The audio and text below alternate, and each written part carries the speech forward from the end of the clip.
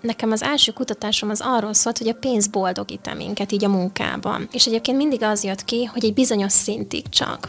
Igen. És miután megvan, utána már semmit nem ad hozzá ahhoz, hogy te mennyire vagy motivált a munkában, mennyire akarsz teljesíteni, mennyire akarsz előre haladni, mennyi felelősséget akarsz vállalni. Tehát utána már semmilyen hatása nincs egyébként erre. És hogy egy ilyen Maslow piramist, hogyha nézünk, ugye ilyen nagyon alapja a szükségleteknek, akkor ott vannak az elején a fiziológiai szükségletek, utána a biztonság következik, de a fiziológiai szükségletet az pénzzel fogjuk ugye kielégíteni, ez egyértelmű, utána pedig ahogy megyünk fel, mert ez tényleg egyre kevésbé szól a pénzről, igen, hanem minden másról. Tehát, hogy a pénz az tényleg egy kétélű fegyver, és hosszú távon pedig nem lehet vele egyébként eléggé motiválni, vagy oda kötni egy munkavállalót magukhoz, a cégeknek.